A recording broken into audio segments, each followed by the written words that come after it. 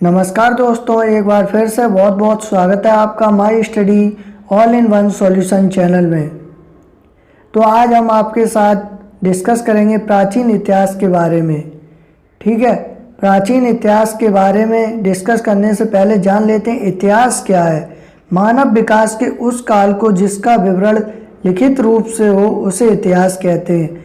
यह वर्तमान में बीते हुए समय का अध्ययन करना क्या कहलाता है?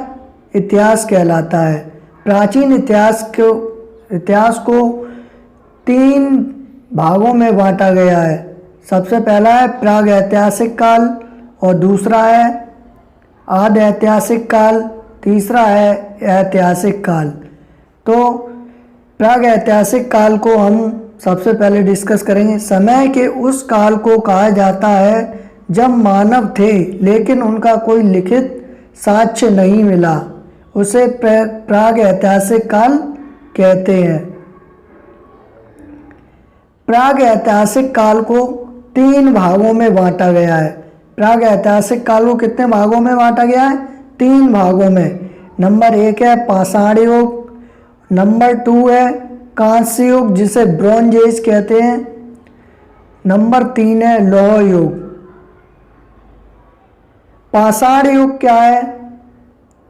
पाषाण युग जब हथियार औजार केवल पत्थर के ही बनाए जाते थे उसे पाषाण युग कहते हैं। जब हथियार और औजार किसके बनाए जाते थे? पत्थर के।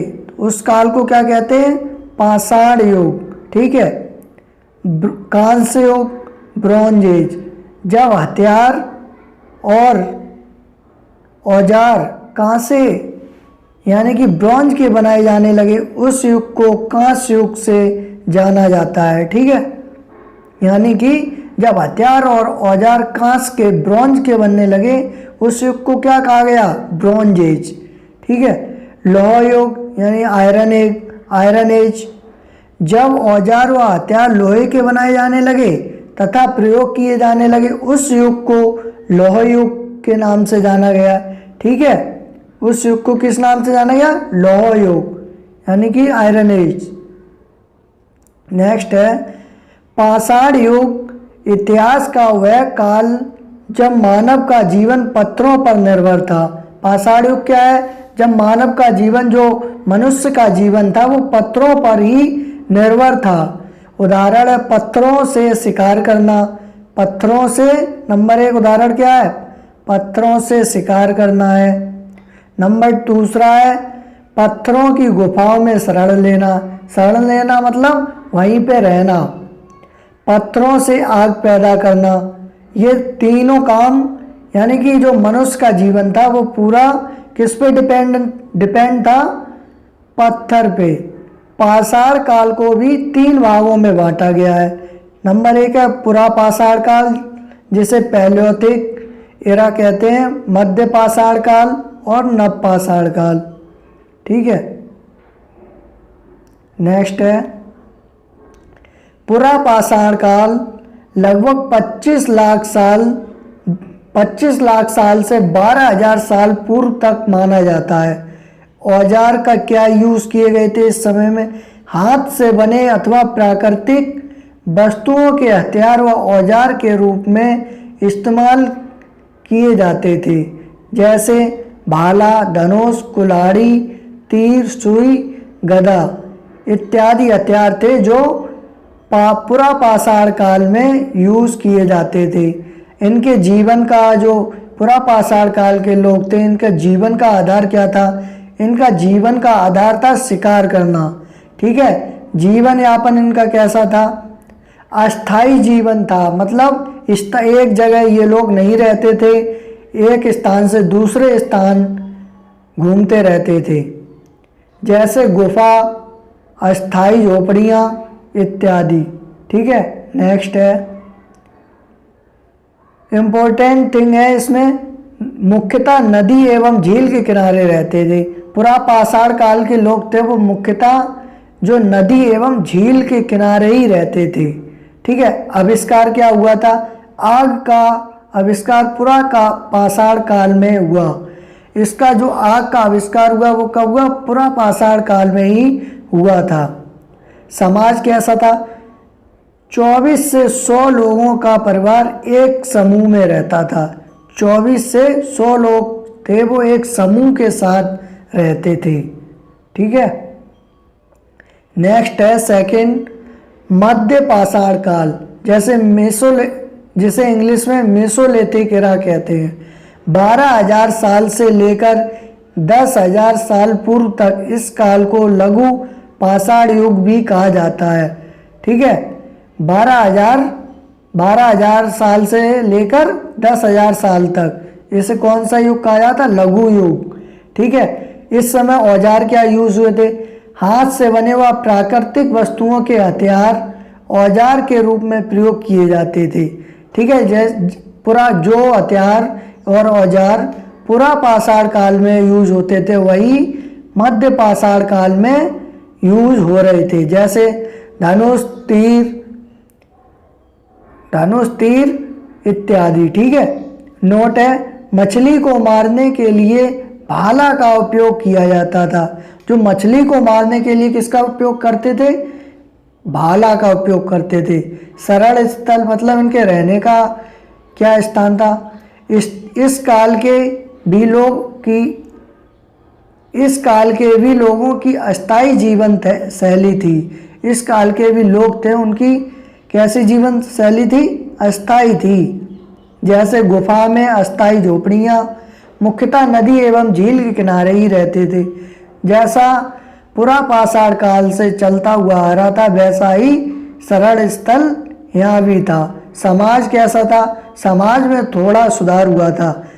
जो पहले 24 से 100 लोगों के समूह में रहते थे, अब वो कबीले एवं परिवार समूह के साथ रहते थे। ठीक है। कबीलों में बदल गए थे, परिवार कबीलों में बदल चुके थे। थर्ड है नव पाषाण काल, न्यूलिथिक एरा। इस काल की समय सीमा 10,000 साल से 1,000 ईसा पूर्व तक माना गया है। ठीक है। इस काल में मानव खेती करना सीख गया था। इस काल की एक खासियत थी, जो इस काल में क्या मानव सीखा था? खेती करना सीख गया था। औजार कैसे थे इस काल में? हाथ से बने प्राकृतिक वस्तुओं को हथियार और औजार के रूप में उपयोग किया जाता था। ठीक है। जैसा पुरा पाषाण काल और मध्य पाषाण काल में हथियार यूज हो रहे थे वैसा ही था, लेकिन यहाँ पे एक नया हथियार था जिसका नाम था चिसल। चिसल का प्रयोग लकड़ी एवं पत्थर छीलने के लिए किया जाता था एवं मिट्टी के बर्तन भी बनाए गए थे। नव पाषाण काल में मिट्टी के बर्तन भी बनाए गए थे, यानी कि कुंभकारी भी शुरू हो गई थी। जीविका का आधार कैसा था नव पाषाण काल के लोगों का? खेती एवं शिकार करना और खाद्य सामग्री को एकत्रित करना था। ठीक है। खेती करना और शिकार करना तो मध्य पाषाण काल और पुरा पाषाण काल में भी हो रहा था, लेकिन इस युग में खेती और साथ में ऐड हो गई थी। ठीक है। और खाद्य सामग्री को एकत्रित करना था इनकी जीविका का आधार। पशुपालन भी इस काल में शुरू हुआ था। पशुपालन भी इसी काल में नव पाषाण काल में शुरू हो गया था। और मनुष्य के द्वारा पाला गया पहला जानवर कुत्ता था। ठीक है। जो मनुष्य के द्वारा पहला जानवर पाला गया था वो कौन सा था? कुत्ता था। ठीक है। आई होप आपको समझ में आ रहा होगा। नेक्स्ट है सरल स्थल। नव पाषाण काल के लोगों का सरल स्थल क्या था? खेतों के आसपास छोटी बस्तियां बनाकर रहते थे। अब इन लोगों का जीवन था वो कैसा हो गया था?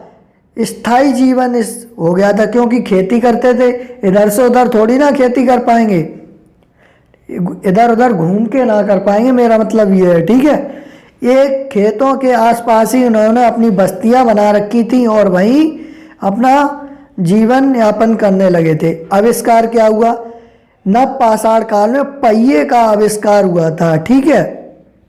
जो पहिए का आविष्कार हुआ वो नव पाषाण काल में हुआ था। समाज क्या था?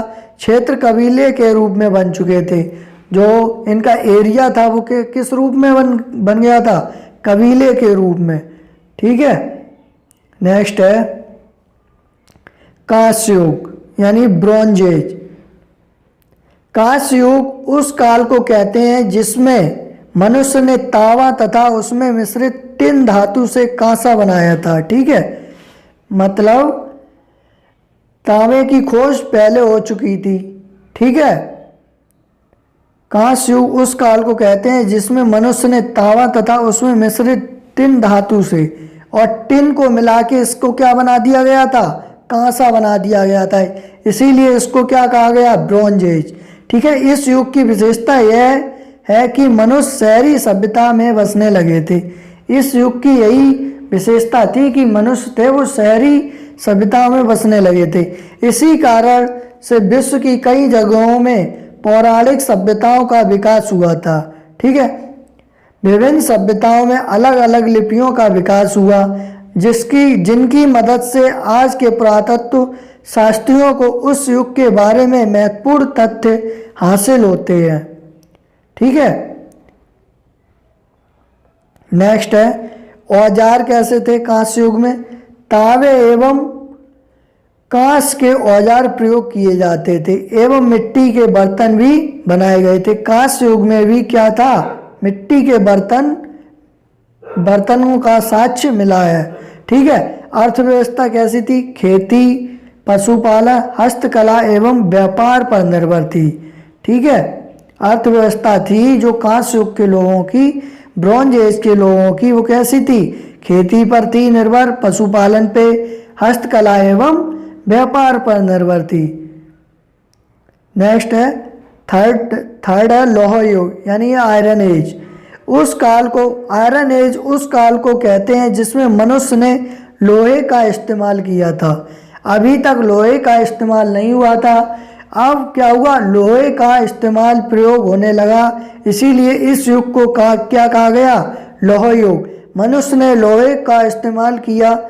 इस युग की विशेषता यह है कि मनुष्य ने विभिन्न भाषाओं की वर्णमाला का विकास किया।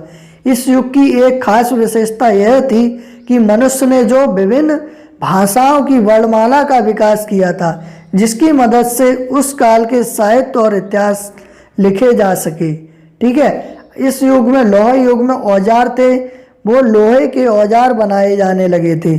पहले थे वो कांसा के और पत्थर के बनाए जाते थे। इस युग में जो थे लोहे के बनाने लगे थे हथियार। ठीक है। ऋग्वेद और अस्थाई गाथाएं इसी काल में लिखी गई थी। जो ऋग्वेद और अस्थाई गाथाएं थी वो इसी युग में लिखी गई थी। कृषि, धार्मिक विश्वासों में इस युग में भारी परिवर्तन हुए थे। ठीक है। अब अर्थव्यवस्था कैसी थी इन लोगों की, खेती, पशुपालन, हस्तकला एवं व्यापार पर निर्भर थी। जैसा कि कांस्य युग में थी ब्रॉन्ज एज में, वैसी अर्थव्यवस्था यहाँ की थी लौह युग की। धन्यवाद दोस्तों। अगर आपको ये वीडियो अच्छा लगा तो इसको लाइक करें, शेयर करें, कमेंट करें।